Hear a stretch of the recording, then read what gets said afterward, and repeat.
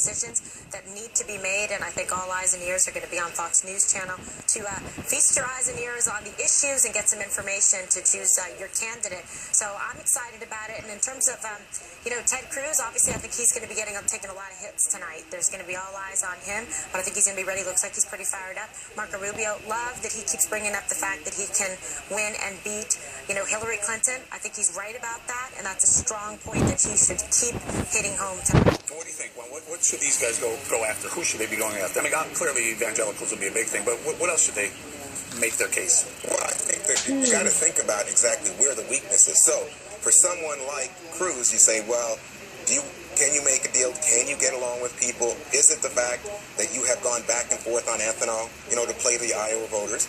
And then, of course, you go deeper. And I swear, I'm looking for action from people like Rand Paul.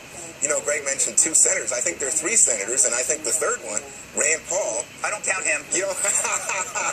Well, I think we have to be polite. And I think Rand Paul, now back on the main stage, remember, he wasn't there last time, I think he's going to bring a lot of energy. Rand Paul also, Kasich is ringing a lot of bells lately. Yeah. A lot of lights are flashing the Kasich campaign. Right, so I think we should be prepared for some surprises. I think that the questions are going to be really tough because up to now, it's like in a marathon. They say that the first 20 miles is easy compared to the last 6. So tonight really is the last 6. We found out last night when we were on the show that about 35 to 40% of people in Iowa who are planning to vote will change their minds between tonight and Monday. So you have to, I guess, sprint to the finish if I'm completing my sports metaphor. Yeah, there's a couple of good sports analogies. Jesse, what about Chris? No one's really talked about Chris Christie. Why is Chris I think Christie he's not going to be very good tonight. He's going to be good tonight, definitely. I always thought Chris Christie would resonate because he's got that big personality. He goes and shakes hands with these guys at the diners.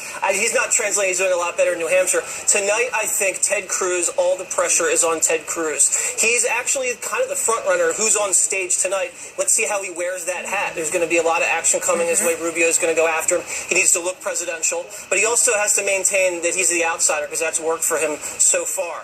He has a likability issue. We all know that. So he has to smile more, and he's kind of got a reputation as a little bit of a nasty guy, but he's going to hit the faith hard.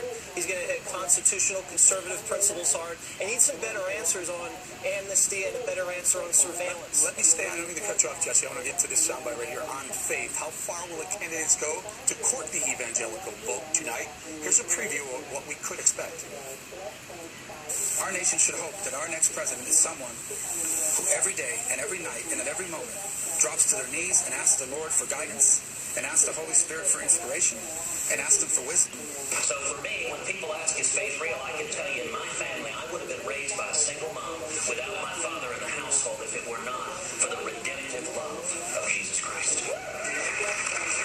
I gave my life to Jesus as well, and it turned my life around. I, for one, believe that people of faith should act on their faith, and they should be informed by their faith. So, Dana, I think last time around was it 53 or 57% of the caucus goers in Iowa were evangelicals? Right. And one of the polls this week said that it could be far lower than that. One poll actually said about 36%.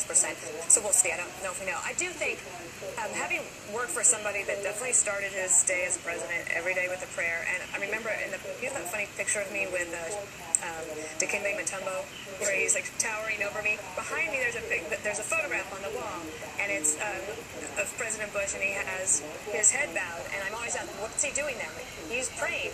There was a prayer before every cabinet meeting because I think Americans still believe that a leader who relies on faith and the humility that it brings and the grace that it provides is important. And it's one thing to trust. Yeah. I was just out in Iowa and we talked to some evangelicals, and I said, did you guys vote for Romney in the general? No one even voted for Romney for theological reasons. I said, who did you vote for? Did you write me in? Then they said, no, I wrote in Rick Santorum. So these people can smell phonies. They know who's an authentic conservative, and they a lot of them like Ted Cruz because they recognize that Ted Cruz has a real relationship with Jesus Christ, and you can't fake that. Greg, we need to note also that every single piece of U.S. currency, whether it's a coin or a bill, at some space it says, "In God we trust." Yeah, I think Jesse brings up a good point. Religion is something that can be so easily faked. And naturally, for some reason, candidates become really, really, really religious at election time. That's quite a precedents for my taste. We train our candidates to overemphasize religion and punish those who don't, which I think is unfair. It leads to a key distinction of what a great spiritual leader is. I respect the person who can talk about their God and talk about their religion, but not talk about how religious they are, because that's political pandering at its worst, and it's often a sign of an imposter, as Jesse notes. And I'd like to point out that I go to church every single day. I'm kidding. Maybe someone's running. We got that.